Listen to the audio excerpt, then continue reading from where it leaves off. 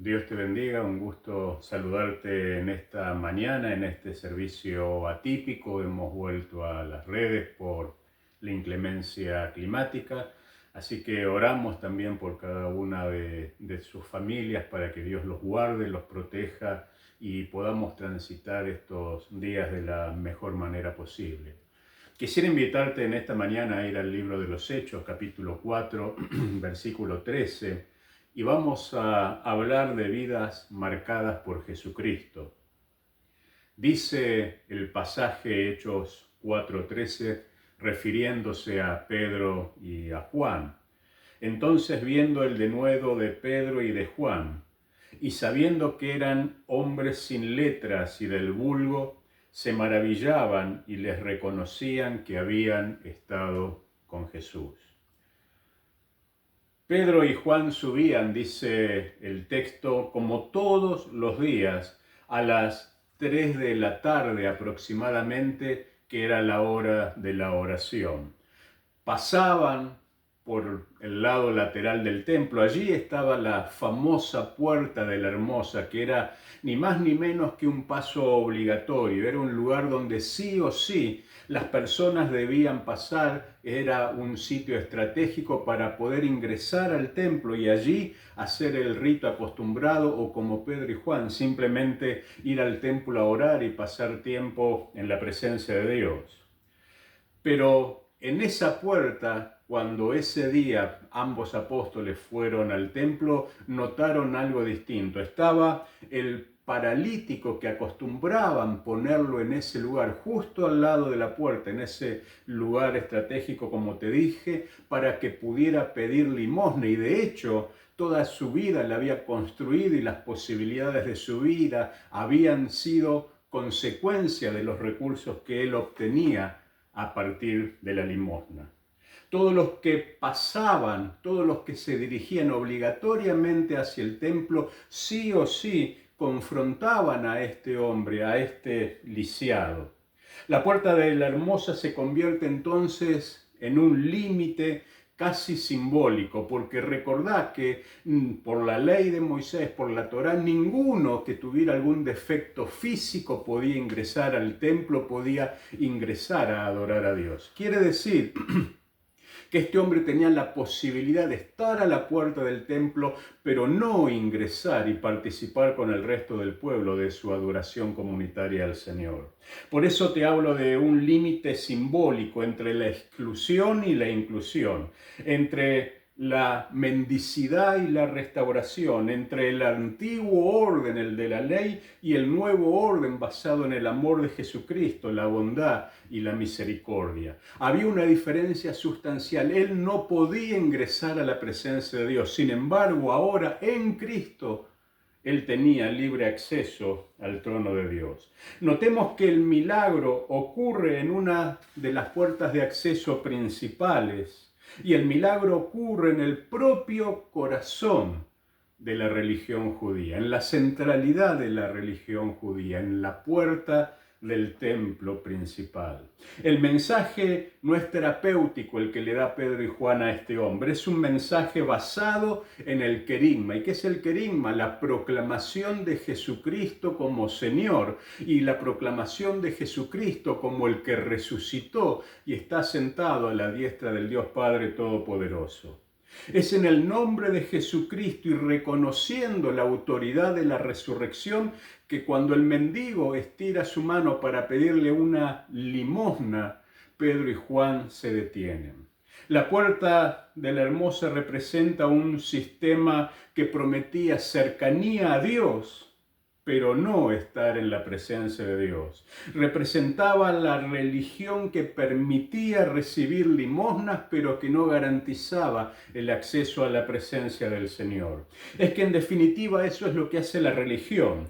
Nos impide conocer real y genuinamente a Dios, servirle genuinamente. Y esta es una diferencia que viene a marcar el Evangelio de Jesucristo.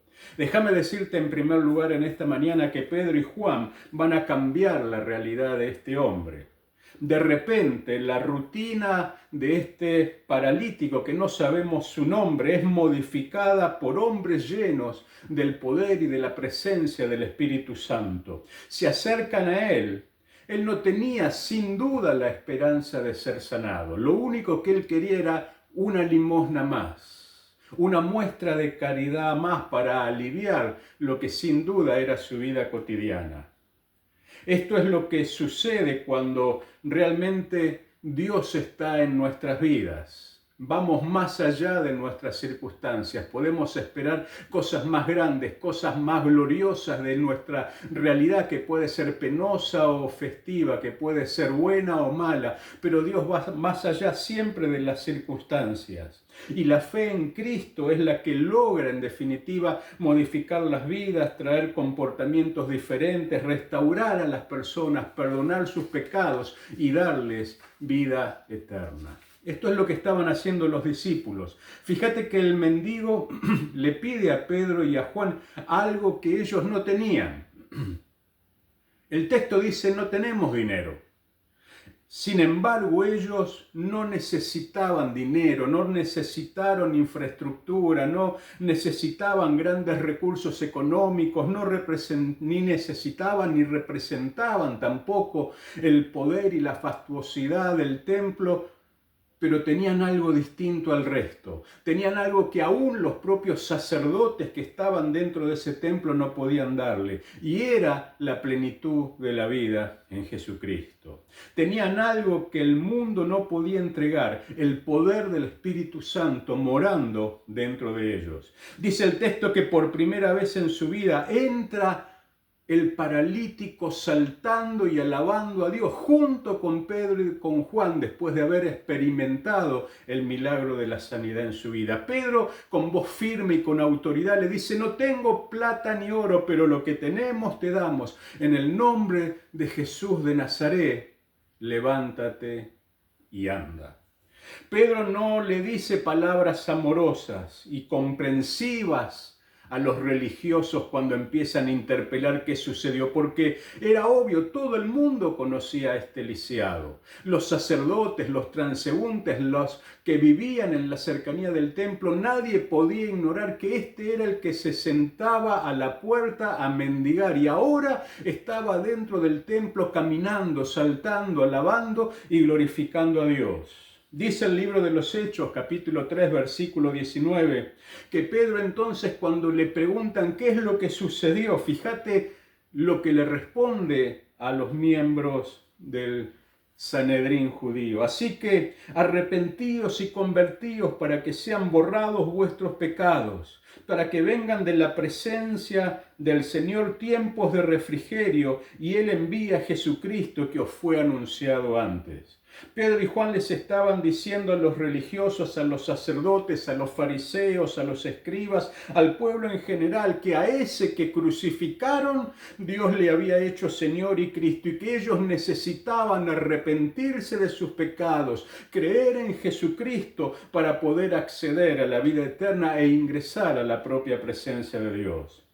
Los religiosos sin duda quedaron consternados, paralizados. El pueblo no sabía cómo reaccionar, pero celebraron junto con ellos. Ese es el problema. Vos podés decirle a las personas cualquier cosa para parecer alguien espiritual, pero cuando mencionás el nombre de Jesucristo, su solo nombre produce una autoridad y una transformación espiritual que pasa a ser evidentes por todos. Quisiera decirte en segundo lugar que Jesús escandalizó precisamente a los religiosos. El Sanedrín era el máximo órgano judío. Era el órgano superior religioso. Ellos eran los que interpretaban la ley y los que eran los custodios de la tradición de Israel y de la ley.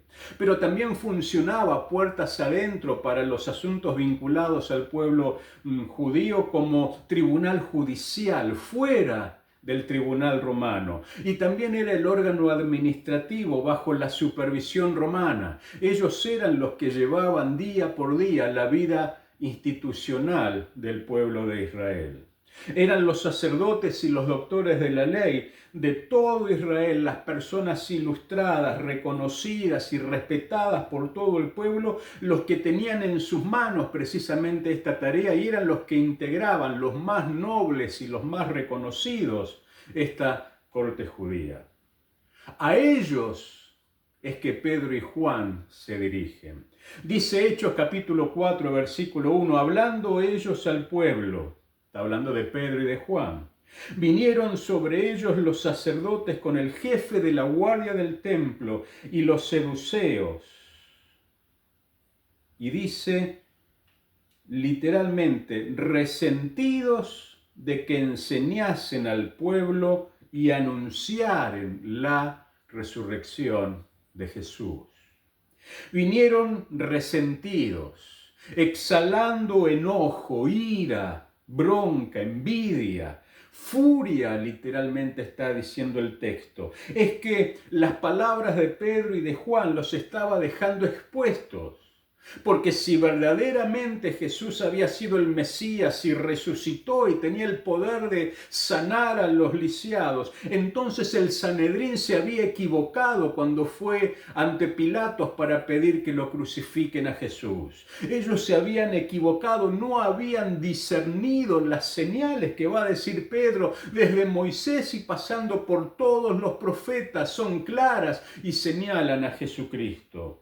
El problema era ese, no la predicación del resucitado, sino la acusación implícita hacia el Sanedrín y la responsabilidad de no haber custodiado la profecía y entendido la soberanía de Dios. El milagro era innegable. El paralítico estaba caminando delante de ellos. No podían negar el hecho sin perder de vista reputación pública. ¿Cómo tapar el sol con la mano? ¿Cómo negar lo obvio? ¿Cómo hacer para que las personas que estaban viendo algo piensen como ellos? El Sanedrín reconoce que había algo distinto en los discípulos, en Pedro y en Juan particularmente, pero los menospreciaron.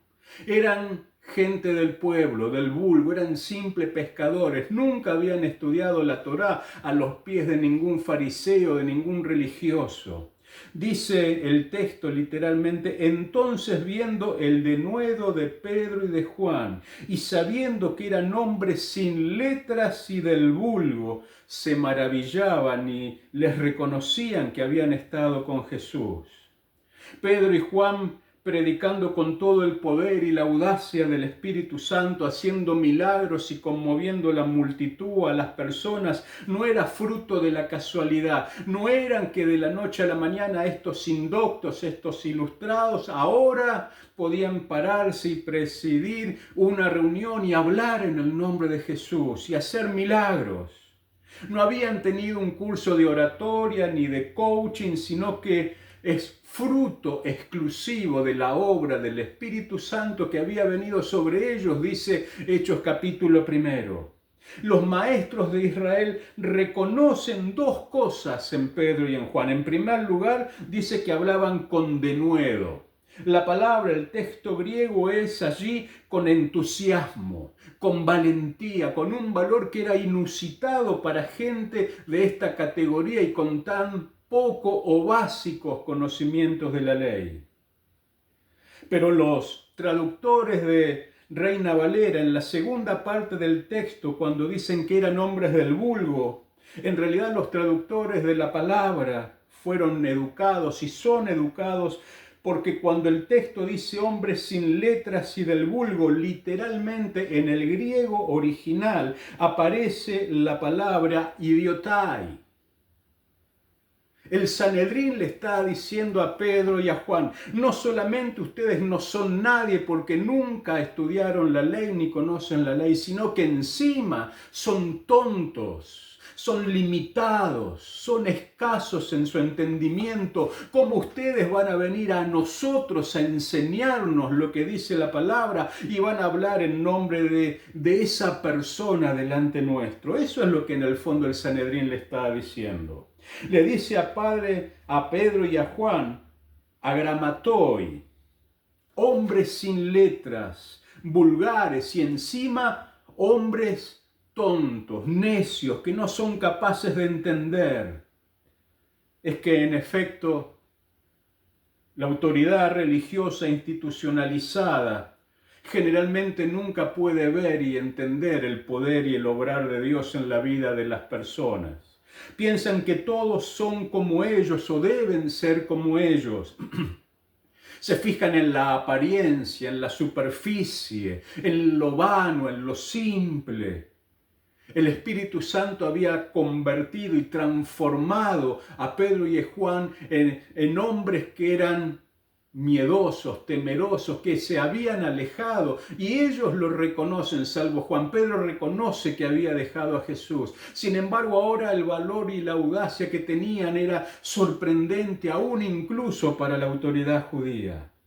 Pedro y Juan representan a esas personas simples, comunes y corrientes, pero que son llamadas por Dios y que son investidas con el poder de su Espíritu Santo, que son capaces de atreverse a vivir una vida de santidad y obediencia, haciendo la voluntad de Dios, y que pese a sus limitaciones, pese a sus debilidades, pese a sus fracasos pasados, se entregan y se ponen en las manos de Dios, y Dios los usa precisamente por la humildad de sus corazones, la santidad de su mente y la predisposición innegable a obedecerle. Esa osadía, esa valentía era obra exclusiva del Espíritu Santo en la vida de los apóstoles, y eso es lo que naturalmente pasa en la vida de los cristianos cuando somos llenos de la obra del Señor en nuestras vidas. La prueba estaba delante de toda la ciudad. Entonces dicen los escribas y los sacerdotes, la única forma en la cual estos hombres pueden hacer esto y actuar de esa manera, hablar tan similar a como lo hacía ese Jesús, es porque evidentemente pasaron tiempo con él. Porque habían estado con Jesús, terminan reconociendo ellos. Déjame decirte en esta mañana que cuando pasamos tiempo con Jesús, no de una manera religiosa, sino de una manera íntima, transparente, cuando nos esforzamos por hacer la voluntad de Dios y servirle con todo nuestro corazón, las personas no van a dejar de reconocer que hay algo raro, distinto, que llama la atención en cada uno de nosotros. Para terminar en esta mañana, quisiera decirte que estos que antes lo habían negado y lo habían abandonado a Jesús, estos que antes habían entendido muy poco la verdad del Evangelio, los que habían huido, los que no creían, los que seguían sin entender, ahora tenían corazones diferentes, luchaban y se esforzaban por hablar de Jesucristo y estaban dispuestos a entregar su propia vida por el mensaje que estaban anunciando. ¿Sabes qué es eso? Es la obra del Espíritu Santo en nosotros. De pronto, por la obra del Señor en sus vidas, comenzaron a hacer lo mismo que Jesús hacía: milagros, portentos, señales, y a anunciar que el reino de los cielos se había acercado. Como te dije, no era fruto de la casualidad, sino de la plenitud de vida en el Espíritu Santo. Ese fue el comienzo de la transformación de todo el imperio romano. El imperio podía soportar a un grupo de rebeldes, de ignorantes, con arrogancia, pero no podían soportar la obra del Espíritu Santo. Y Satanás tampoco. El enemigo puede soportar, y de hecho lo hizo, la tibieza de discípulos tibios, pecadores y ambivalentes, pero el enemigo no pudo resistir a hombres y mujeres de fe llenos del poder del Espíritu Santo. Se notaba que habían estado con Jesús, que había cosas diferentes en ellos. Al decir del texto del Nuevo Testamento, se los empieza a llamar cristianos. En Antioquía, es cierto, pero ahora estos que hablaban como Jesús, que hacían las cosas que Jesús hacía, como aquel se hacía llamar el Cristo, estos también son considerados semejantes a ese y le llaman cristianos. ¿Qué es lo que ven las personas cuando nos miran a nosotros? ¿Qué es lo que dicen las personas cuando ven nuestro testimonio? ¿Qué es lo que las personas piensan cuando nosotros nos acercamos a ellos? ¿Sabes algo? Dios es muy lógico en su actuar. Es casi matemático el obrar de Dios. Dios nunca nos dará personas o entregará personas en nuestras manos que nosotros no podamos cuidar o estemos a la altura de poder cuidar, bendecir y atender. Si queremos que la iglesia crezca, no solo debemos predicar, sino que por sobre todas las cosas tenemos que comprometernos a ser semejantes a Jesucristo. Es lo único que hace la diferencia, es lo único que marca la diferencia. Si no, tendremos sin duda creyentes, pero no tendremos discípulos. Tendremos vidas que fueron alumbradas por Cristo, pero no transformadas por el poder del Espíritu Santo. En esta mañana quisiera que diéramos un paso más, que salgamos de nuestra rutina, de la oración circunstancial, del rito religioso, de la importancia del cargo, de la experiencia, de la trayectoria, de los años, y que como creyentes en Cristo empecemos a anhelar la plenitud de vida en el Espíritu Santo y que podamos presentarnos delante de su presencia cada día. Fíjate que los discípulos cada día subían para encontrarse con Dios. Dios tiene un muy buen sentido del humor, aún todavía hoy. Dice la palabra que Él sigue llamando a los insuficientes, a los pobres, a los ignorantes, a los incompatibles, a los que el mundo corrió o separó para convertirlos en hombres y mujeres de fe, que lo único que Dios necesita es precisamente eso, es que crean que Él puede usarlos, porque todo lo demás lo hace la obra del Espíritu Santo en ellos. Dice el título de este mensaje en esta mañana: vidas marcadas por Jesucristo. Eso es lo que necesita ver nuestra familia, nuestros amigos, nuestros compañeros de trabajo, las personas que nos rodean. Sin duda no tendremos dinero, ni buena posición social, ni recursos, ni infraestructura. Eso no importa. Porque cuando miremos a un paralítico y le digamos, levántate y anda en el nombre de Jesucristo, si hemos sido obedientes y buscado la obra del Espíritu Santo en nosotros, sin duda Dios va a contestar. Vamos a orar en esta mañana, vamos a pedirle al Espíritu del Señor que Él impacte sobre nuestros corazones. Y esto no es algo que hacemos un día simplemente, debería ser nuestra oración diaria y permanente. Señor, necesitamos ser llenos de la plenitud de tu Espíritu hoy para poder responder a los desafíos que hoy nos presenta el mundo. Padre, te damos gracias y te bendecimos en esta mañana. Te honramos y reconocemos tu autoridad y tu señorío sobre nuestras vidas. Te damos gracias, Señor, porque con hombres simples, con hombres sencillos, con hombres que no tenían letras, ni recursos, ni infraestructura, ni medios, ni dinero, fuiste capaz de construir y levantar y edificar tu iglesia, aún hasta el día de hoy. Señor, tampoco nosotros tenemos muchos medios, ni tampoco nosotros tenemos posición, ni tampoco tenemos autoridad en medio del mundo en el que estamos, pero necesitamos ser cada día llenos de tu Espíritu Santo, y en esta mañana pedimos que tú nos llenes de la plenitud de vida de tu Espíritu para que podamos, como Pedro y Juan, bendecir a los demás. Decirle a los demás que necesitan arrepentimiento, que necesitan perdón de pecados en el nombre de Jesucristo, y que solo Él puede darle vida eterna porque ha resucitado y está sentado a la diestra del Dios Padre Todopoderoso. Señor, anhelamos tu presencia, necesitamos tu presencia. Ayúdanos en nuestra intimidad a subir como Pedro y Juan día por día para anhelarte, para buscarte, para para encontrarnos contigo y que tú puedas darnos de tu gracia, porque no es por nuestro mérito, no es por nuestros recursos, no es por nuestra capacidad, es solamente por tu gracia que tú nos vas a ayudar a bendecir a las personas.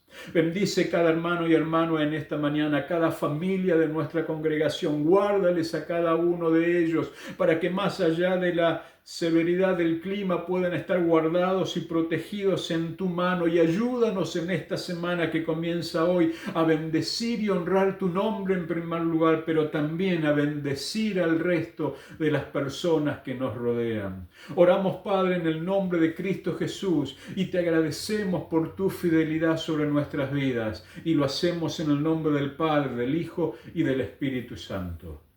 Dios te bendiga, Dios te guarde. Nos vemos el próximo miércoles en nuestro culto de estudio bíblico y de oración, y nos encontramos próximamente el día martes en el grupo de IESEL. Dios te bendiga.